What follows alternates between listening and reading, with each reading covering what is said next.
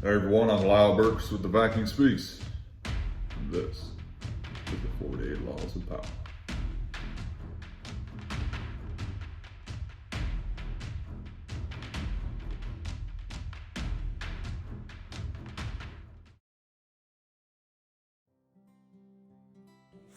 Hey everyone, it's Lyle Burks with Viking Speaks.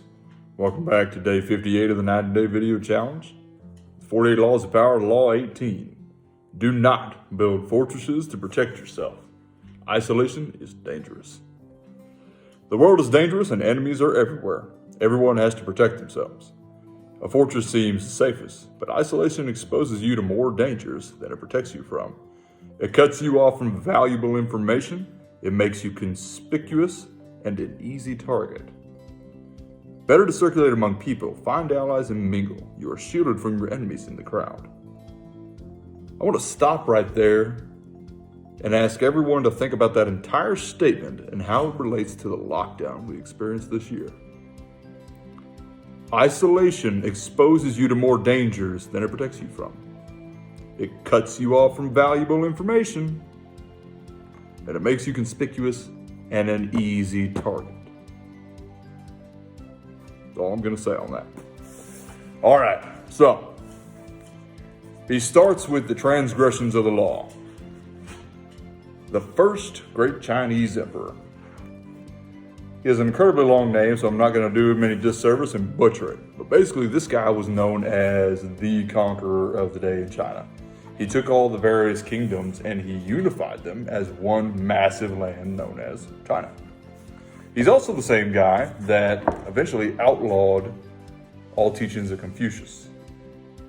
Now, it doesn't go into real detail as to why he did that, but that's that guy.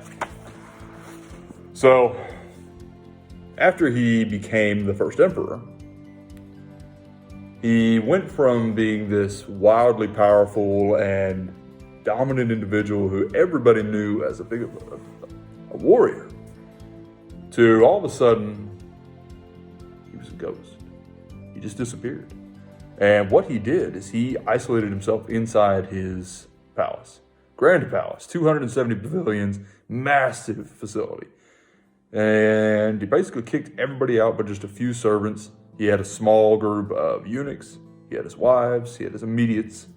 But outside of them, nobody else was allowed to see him except just a couple of his courtiers. And if they told anybody about where he was, he'd have them beheaded.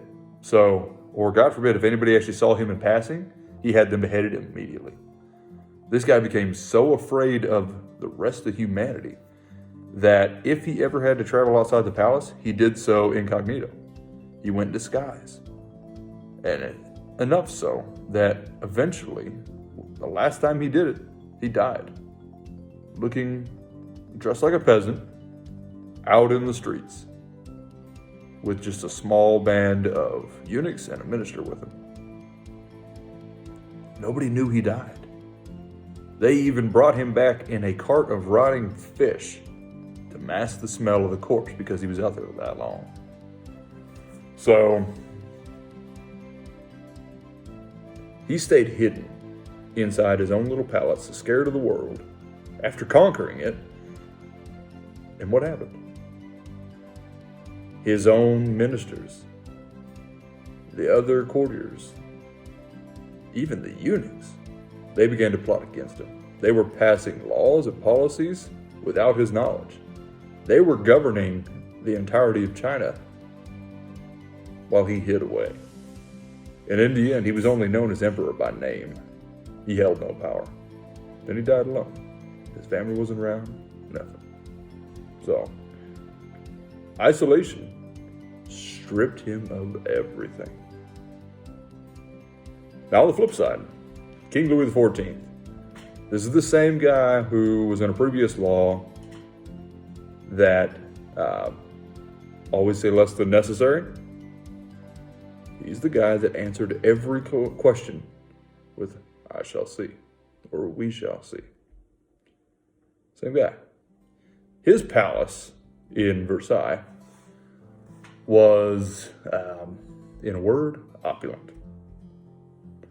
His bedroom, the king's bedroom, was designed to be just aside from the center of everything in the palace.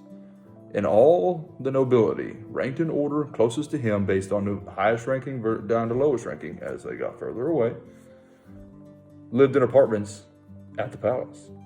And he designed it that way. And every morning at 8 o'clock, he would have what was called the lever or the lever. It was a parade of personnel that would enter his bedroom and do their morning greeting and all those such things. And he had a particular order that everybody would come in, and everybody had a purpose. So I actually want to read you just a little bit of that real quick to give you an idea of just how much detail he put into this. And so it said at 8 a.m., the king's first valet, who slept at the floor of the royal bed. I mean, there was no privacy at all. This dude slept at King Louis's bed. He would awaken his majesty, and the pages would open the door and admit those who had a function in the lever. The order of their entry was precise. First came the king's illegitimate sons and his grandchildren, and then the princess and princesses of blood, and then his physician and surgeon.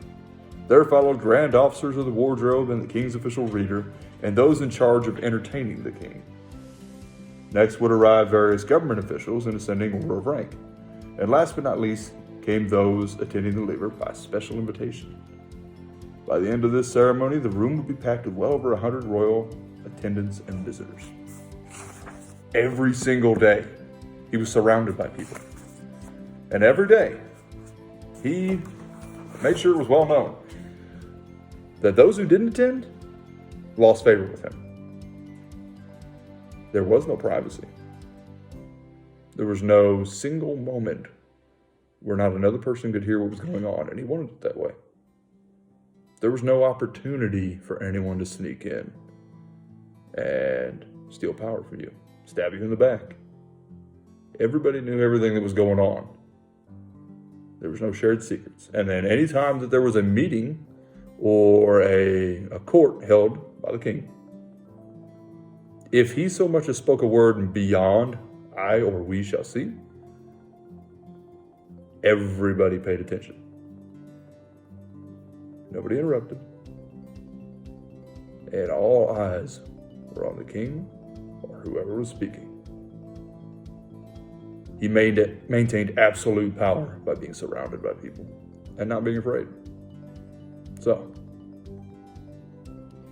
let down your masks. Came to power. That's all I got for tonight, Mom. Much love. Bye for now.